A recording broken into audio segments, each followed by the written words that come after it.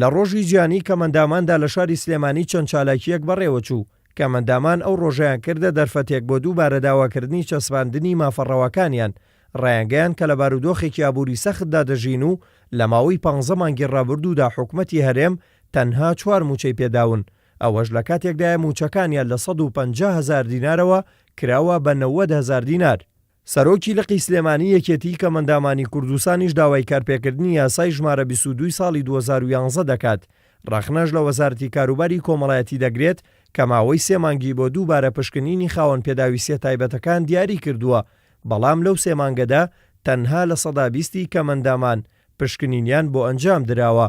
یاساکەمان لە ساڵی 2011 لە پەرلەمانی کوردستان دەرچێنرا و لە دێرە لە دێڕەکانی ئەم یاسایە باز لەوە دەکا ئەم یاسایە لە پێناوی دەستەبەرکردنی ژیانێکیش کۆمەندانە بۆ کەمەندامان دەرچێنراوە. بەڵام حکوومەتی هەرێمی کوردستان دوای ئەوەی کە سەرۆکی هەرێمی کوردستان واژووی دەکا لە نێو ڕەفەکانی خۆیدا دایناوە تۆزی لەسەر نیشتۆ بە بڕیارێک یاسا ڕاگرێت. من تێناگەم لەمە و ئەوەی کە زۆر جێگەی نیگەرانیە ئەوەیە کە حکوومەتی هەرێمی کوردستان پێیەکی جێچەڵی دارایی لەسەر ملی کەمەندامان داناوە. لە 2 مانگی ڕابردوودا 4 موچەی بە کەمەندامان ڕاوابینیوە. موچەکان ئێمە 1,500,000 نییە، 2 ملیۆن دینار نییە، 150,000 دینارە بۆی کردوین بە 90,000 دینار و لە ساڵێک و 2 مانگە 4 موچەی پێ ڕاوابینیوین. وەزیری کار و کاروباری کۆمەڵایەتیش زۆر بێباک و خەمسات کۆمەڵە گرفتمان بۆ دروست دەکات. بڕیارەدا کە سەرجەم کەمەندامانی کوردستان کە ئەمە پێمان وایە پیلان گێڕیە ئەگەرچی ئەمە لەگەڵ چاکسازیدان کەمەندامان باتەوە بە لیژنەی پزیشکی. 3 مانگی دیاری کردووە لە مانگی حوتی ئەم ساڵەوە کە هەموو کەمەندامان و خاوەن پێداویست تایبەت بێتەوە بە لیژنە.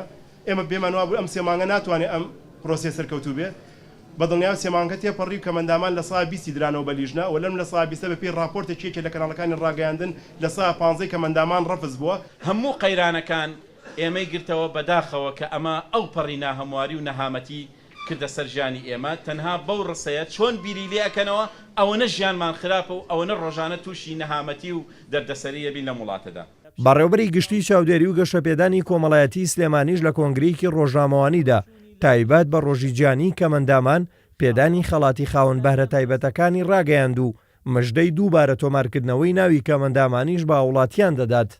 ئێستا پرۆسەی فۆرم پڕکردنەوە تۆمارکردن بەردەوامە و ئەو 750 هاوڵاتیەی دواکەوتبوون لەم هەفتەیە فۆرمیان بۆ پڕکرێتەوە و ئەخرێنە نۆرەوە بۆ لیژنە پزیشکەکان. لە ناو شاری سلێمانی لە کۆی 13,000 خاوەن پێداویستی تایبەت نزیکەی 10,000 چوونەتە لیژنە پزیشکەکان، تەنها 3,000 ماوە. ئەوەی ئەم ساڵ ئێمە ئەمانەوە بۆ خاوەن پێداویستی تایبەت ڕابگەێنین خەڵاتێکە بە ناوی خەڵاتی خاوەن بەهرە تایبەتەکان. مەرجەکانیش بۆ بەشداریکردن ئەوەی ڕێژەی کەمەندامی ڕێژەی خاوەن پێداویستی تایبەت لە ساڵ 65 بەرەو سەرەوە بێت و هەر بەهرە و داهێنان و سەرکەوتنێکی بەرچاو دیاری هەبێت لە هەر بوارێکە و دانیشتووی سنووری پارێزگاکانی سلێمانی و هەڵەبجەی شەهید و ئیدارەی ڕاپەڕین بێ. دوکات بۆ پێشکەشکردن بریتە لە 21/12/2016 ئەم ساڵ. لە هەرێمی کوردستان زیاتر لە 125,000 خاوەن پێداویستی تایبەت هەیە، لەو ڕێژێش زیاتر لە 50,000یان لە سنووری پارێزگای سلێمانیدان. ئەوە جگەلەوەی هەزاران کەمەندامی دیکە راپۆرتی پزیشکیان تەواو بووە و لە چاوەڕوانی ئەوەدان وەک کەمەندام تۆمار بکرێن.